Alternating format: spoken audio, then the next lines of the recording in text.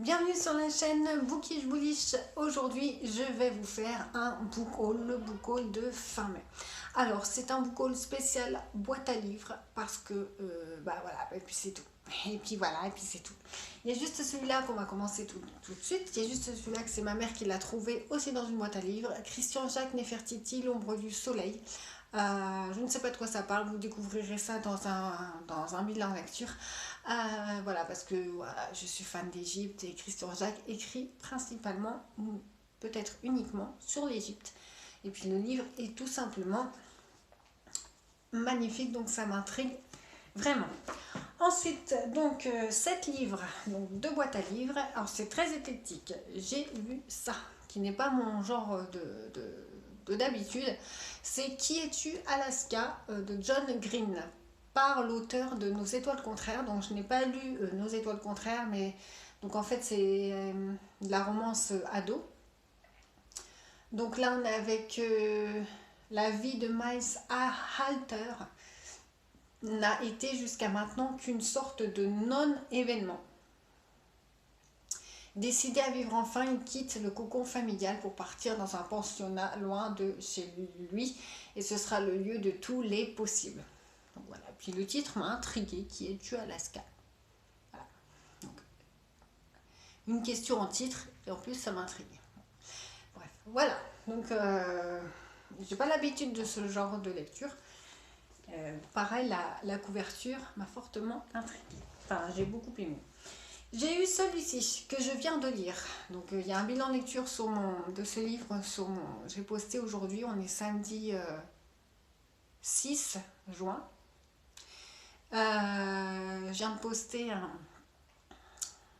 un bilan de lecture de ce livre sur mon compte Insta. Donc voilà. Le jeu de la damnation, Clive Barker. Donc c'est un livre horreur. Donc horreur. Il y a tous les ingrédients possibles et imaginables, hein, chair calcinée,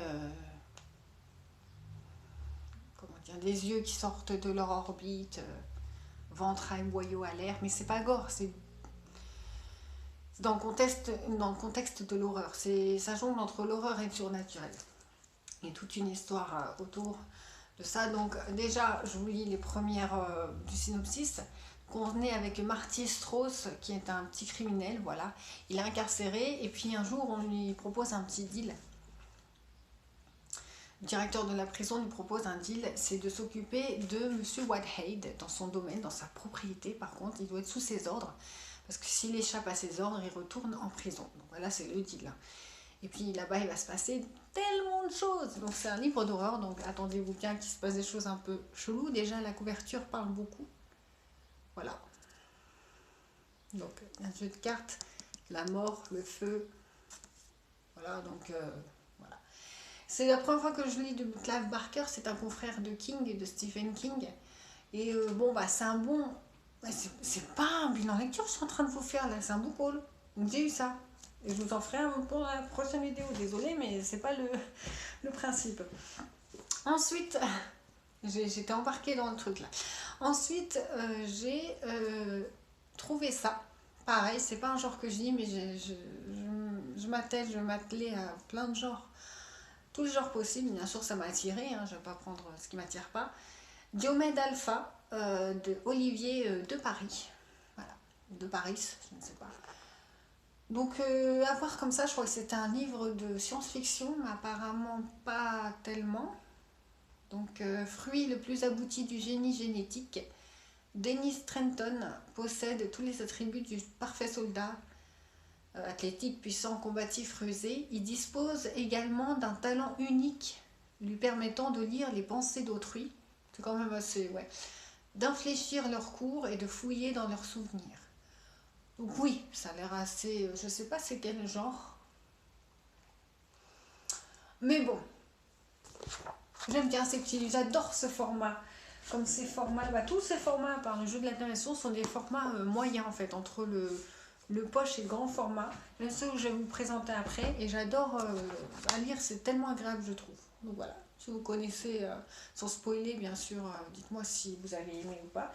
Et puis là, je vais faire aussi la collection des Brussolo de Serge, hein, c'est ça, Brussolo. Et j'en ai trouvé 4 de la même collection, dans la même boîte à livres donc merci à la personne qui l'a mise. Pareil, j'adore les formats et j'adore cette collection, elle est très très très belle.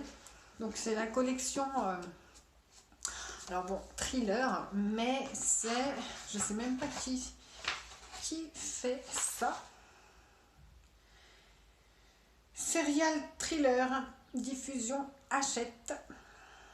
Voilà, donc c'est toute une collection des thrillers. Donc voilà, donc c'est du Brusolo. Hein. Donc en fait, il y a 2 one-shots. Je pense que les one-shots, c'est cela, j'avais regardé sur Livre Addict. Donc il y a tout d'abord Cauchemar à louer. Voilà. Poussez la porte interdite, découvrez le livre de vos nuits blanches. Voilà. Donc là, à 11 ans, on est avec David, qui a 11 ans donc, et qui essaie avec ses parents de commencer une nouvelle vie à la campagne, loin des menaces urbaines. Hélas, la maison qu'ils ont louée au sommet d'une colline semble traîner une bien mauvaise réputation. Voilà. Ensuite, un autre one-shot, Les Emmurés. Donc en fait, à l'origine, la mission de Jeanne était simple. Écrire l'histoire d'une maison passée sinistre, vivre un mois dans un immeuble déclaré zone dangereuse. Mais comment trouver le sommeil alors qu'au long des couloirs rôde l'ombre de celui qu'on surnommait jadis le bourreau? Voilà. Et je sais que la plume, j'ai jamais lu de Brusolo, mais j'ai une frénésie de ce que j'ai écouté. Enfin, ma mère en a lu. Ça me parle vraiment, je me suis renseignée sur lui, sur Livre Addict, il est bien coté, et ses histoires, les résumés de ses livres m'attirent vraiment. Il paraît qu'il a une plume en plus assez exquise. Et puis ça fait partie d'une trilogie à chaque fois. Donc il y a Bunker, donc je ne sais plus si c'est le tome 1 je crois que c'est le tome 1 d'une trilogie. Une angoissante course au trésor dans une maison hantée par des fantômes à croix gammées. Et puis là aussi, ça fait partie d'une autre trilogie, Iceberg LTD, je crois que c'est le tome 3. Là. Dans le labyrinthe des banquises fracassées, un cargo se fraye un chemin au risque de finir broyé par les montagnes de glace flottantes. Donc, et ben voilà, c'est déjà tout. Mais c'est déjà pas mal, parce que j'ai déjà une palle de plus de 100 livres, 150. On va s'arrêter. C'est chaud, hein, c'est très chaud de s'arrêter, d'avoir comme ça des livres, c'est bien. Donc voilà, donc 4 Brusolo, un petit, je sais pas si c'est de la science-fiction, voilà. Un livre d'horreur aussi que j'ai lu, un petit contemporain, romance adolescent, et puis du Christian Jacques sur l'Égypte. Voilà. Voilà. Je suis très contente de ces 8 livres. Qu'est-ce que vous voulez que je vous dise? Et puis voilà, dites-moi sur ces livres si vous avez déjà parlé, si vous avez déjà lu ces livres. N'hésitez pas d'en parler, d'échanger. Et puis moi, j'en serais très heureuse je serais très heureuse de vous le dire. Voilà. C'est mon chat qui s'est je me disais, j'entends du bruit. Et puis, moi je vous retrouve logiquement, s'il n'y a pas une vidéo comme ça, subitement qui s'interpose dans la semaine, que j'aurai envie de faire, je ne sais pas sur quoi. Mais dans la logique des choses, c'est rendez-vous le week-end prochain pour un dîner en lecture. Voilà. Et bien moi en tout cas, je vous souhaite, mais alors, beaucoup de bonheur. Et je vous dis à bientôt.